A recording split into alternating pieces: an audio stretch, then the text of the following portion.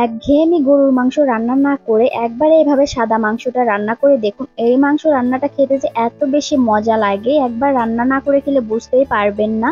এই মাংস রান্নাটা পোলাও, সাদা ভাত, খিচুড়ি, রুটি, পরোটা সবকিছুর সাথেই খেতে দারুণ লাগে।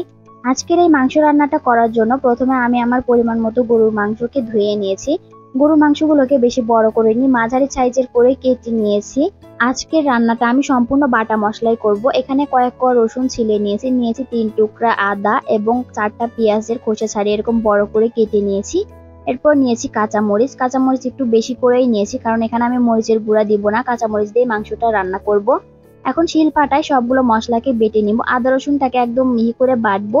পেঁয়াজ এবং কাঁচামরিচটা একদম মিহি করে বাটবো না, একটু আস্তে আস্তে করে বেটে নিব। আপনারা চাইলে এই মশলাটা ব্লেন্ডারে ব্লেন্ড করে নিতে পারেন, তবে পাটায় বেটে এই মাংসটা রান্না করলে খেতে আরো বেশি টেস্ট লাগে। আমার মশলাগুলো বাটা হয়ে গেছে, এখন আমি মশলাটাকে একটা বাটিতে তুলে নিব। এখন বেটে নেওয়া মশলাটা আমি মাংসের ভিতরে দিয়ে দিব, সম্পূর্ণ মশলাটাই দিয়ে দিব। এরপর এখানে আমি দিয়ে দিব 1/2 চামচ ধনিয়া গুঁড়া এবং 1/2 চামচের মতো জিরা গুঁড়া। এরপর দিব স্বাদ মতো লবণ। এখন দিয়ে দিব 3টা সাদা এলাচ, 2টা কালো এলাচ, 4 টুকরা দারচিনি, 3টা লবঙ্গ এবং কয়েকটা গোলমরিচ। এরপর একটা তেজপাতা দিয়ে দিব। সবশেষে দিব সরিষার তেল এবং সয়াবিন তেল দিয়ে এখন সবকিছুকে একসাথে ভালোভাবে মাখিয়ে নিব। আপনারা চাইলে এখানে শুধু সরিষার তেল দিয়েও রান্না করতে পারেন, আবার চাইলে শুধু সয়াবিন তেল দিয়েও মাংসটা রান্না করতে পারেন। আমি সরিষার তেল এবং সয়াবিন তেল দুটোই অল্প অল্প করে দিয়ে রান্না করব। এখন মাংসটাকে হাত দিয়ে খুব ভালোভাবে মাখিয়ে নেব। মাখানোর সময় কিন্তু মাংস থেকে অনেক সুন্দর একটা ঘ্রাণ বেরিয়েছে। মাংসটা মাখিয়ে নিয়েছি, এখন আমি 30 মিনিটের জন্য এটাকে রেস্টে রেখে দিব। ফিরে আসলাম 30 মিনিট পর। এখন আমি মাংসের ভিতরে 1 কাপ গরুর দুধ দিয়ে দিব। আজকের এই রান্নাটা শুধু আমি গরুর দুধ দিয়ে করব, একটু পানি দিব না, পানি ছাড়া আজকে মাংসটা রান্না করে নিব। এখন দুধ দিয়ে মাংসের সাথে খুব ভালোভাবে মিশিয়ে নিব। মিশিয়ে নিয়ে মাংসটাকে আমি রান্না করে নিব। মাংসটা মাখিয়ে নেওয়া হয়ে গেছে। এরপর চুলায় একটা প্যান বসিয়ে দিয়েছি। এরপর চুলাটা অন করে মাখিয়ে রাখা মাংসটা দিয়ে দিলাম। এখন আবারও একটু নেড়েচেড়ে মিশিয়ে নিব। নেড়েচেড়ে মিশিয়ে এনে ঢেকে দিয়ে মাংসটাকে অল্প আঁচে রান্না করে নিব। চুলার আঁচ বাড়ানো যাবে না, অল্প আঁচে মাংসটাকে নেড়েচেড়ে রান্না করে নিতে হবে। একটু পর পর মাংসটাকে আমি এইভাবে নেড়ে দিব, নেড়ে দিয়ে রান্না করে নিব। চুলার আঁচ কমিয়ে দিয়ে একটু সময় নিয়ে মাংসটাকে রান্না করে নিতে হবে। মাংসটা রান্না করতে কিন্তু বেশি সময় লাগে না, দুধ দেওয়ার কারণে মাংসটা খুব তাড়াতাড়ি সিদ্ধ হয়ে যায়। আমার মাংস রান্নাটা হয়ে গেছে, দেখুন ঝোলটা কত ঘন হয়ে গেছে। এই মাংস রান্নাতে ঝোলটা এরকম ঘন হলে খেতে ভালো লাগে, তবে আপনারা চাইলে ঝোলটাকে আরেকটু পাতলাও করতে পারেন, কিন্তু এই ঝোলটা ঘন হলেই মাংসটা খেতে বেশি মজা লাগে। দেখুন মাংস রান্নাটা কতটা লোভনীয় হয়েছে, আর আলহামদুলিল্লাহ খেতেও অনেক বেশি মজা হয়েছিল। আমি আপনাদের একটা মাংস ছিঁড়ে দেখাচ্ছি যে মাংসটা সিদ্ধ হয়ে কতটা নরম হয়ে গেছে। আর আপনারা যখন এই মাংসটা রান্না করবেন, মশলাটা তখনই বেটে রান্না করার চেষ্টা করবেন, তাহলে এর আসল স্বাদটা বুঝতে পারবেন। আজকের এই মাংসের সাথে আমি রান্না করেছি সাদা পোলাও দিয়ে এই মাংসটা খেতে এত বেশি মজা হয়েছিল। সাদা পোলাও সাথে গরুর মাংস আর 1 ফালি লেবু, আর কি কোনো কিছু দরকার আছে? খেতে জাস্ট অসাধারণ লাগে। আপনারা বাসায় একবার হলেও এই মাংসটা রান্না করে খেয়ে দেখবেন, আর খেতে কেমন হয়েছিল আমাকে কমেন্ট করে জানাবেন। এছাড়া এভাবে মাংস রান্না করে সাদা ভাত, খিচুড়ি, রুটি, পরোটার সাথেও খেতে কিন্তু দারুণ লাগে। আমার আজকের ভিডিওটা আপনাদের কাছে কেমন লেগেছে কমেন্ট করে জানাবেন। ভিডিও ভালো লাগলে অবশ্যই শেয়ার করে দিবেন। রেগুলার রান্নাটা একটু ঘুরিয়ে অন্যভাবে করলে স্বাদে সেরা হয়ে যায়, সেরকমই একটি রেসিপি আজকে আপনাদের সাথে শেয়ার করব।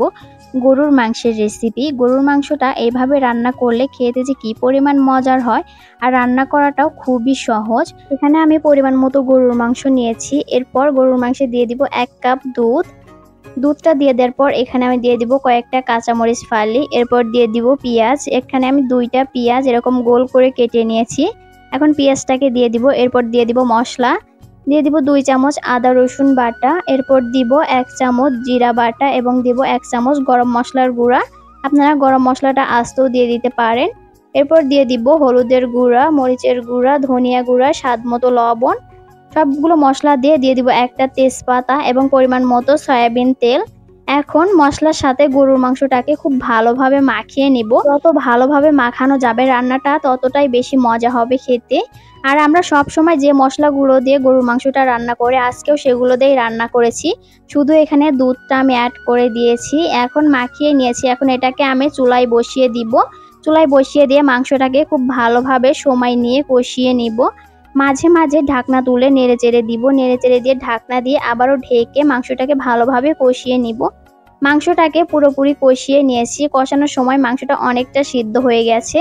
এখন এখানে আমি পরিমাণ মতো পানি দিয়ে দিব, দিয়ে মাংসটাকে আবারও অল্প আঁচে সময় নিয়ে রান্না করে নিব। এই মাংস রান্না করাটা যেমন সহজ, খেতে তো দুর্দান্ত লেভেলের স্বাদ হয়। আপনারা একবার রান্না করে খেয়ে দেখবেন, তাহলে বুঝতে পারবেন কতটা বেশি মজার। আর এখানে আমি গরুর দুধ দিয়েছি, গরুর দুধটা দিয়ে রান্না করার কারণে মাংসটা রান্নার পর যে এত সুন্দর নরম হয় যে হাত দিয়ে ধরার আগেই মাংসটা খুলে যায়। আমার মাংস রান্নাটা হয়ে গেছে, দেখুন কত সুন্দর কালার হয়েছে। এরপর আমি মাংস দিয়ে খাওয়ার জন্য সাদা পোলাও রান্না করে নিব। কড়াইয়ে পরিমাণ মতো সয়াবিন তেল দিয়েছে। এখন পেঁয়াজ কুচিগুলোকে হালকা বাদামি করে ভেজে এগুলোকে আমি তুলে নিব প্যান থেকে তেল ছড়িয়ে। এরপর প্যানে থাকা তেলের ভিতরে আরও একটু পেঁয়াজ কুচি দিয়ে দিব দারচিনি, সাদা এলাচ, তেজপাতা। এখন সবগুলো মশলাকে একটু তেলের সাথে ভেজে নিব। হালকা করে একটু ভেজে নিয়ে এখানে ধুয়ে রাখা পোলাওয়ের চাল দিয়ে 2-3 মিনিট ভেজে নিব। 2-3 মিনিট ভেজে নেওয়ার পর এখানে আমি চালের ডবল পরিমাণ পানি দিয়ে দিব। এখানে আমি 1 কাপ চাল নিয়েছি, 1.5 কাপ পানি দিয়েছি এবং 1/2 কাপ আবারও গরুর দুধ দিয়েছি। এরপর স্বাদ মতো লবণ দিয়ে দিলাম। এখন নেড়ে চেড়ে ঢেকে দিয়ে পোলাওটাকে আমি রান্না করে নিব। পোলাওটা রান্না করা প্রায় শেষের দিকে। এই পর্যায়ে আমি একটু নেড়ে চেড়ে দিব, নেড়ে চেড়ে দিয়ে উপর দিয়ে আবারও পেঁয়াজের বেরেস্তাগুলো দিয়ে দিব। এখন পেঁয়াজের বেরেস্তাগুলো দিয়ে আবারও ঢেকে দিয়ে 5 মিনিট চুলায় রেখে দিব। আমার রান্নাটা পুরোপুরি কমপ্লিট হয়ে গেছে, দেখুন কত সুন্দর পোলাওটা ঝরঝরে হয়েছে। আমি তো সবসময় এভাবেই পোলাওটা রান্না করি, খেতেও খুবই মজা হয়। এখন শুধু খাওয়ার পালা। গরম গরম পোলাওয়ের সাথে গরুর মাংসের রান্নাটা অনেক বেশি মজার হয় খেতে।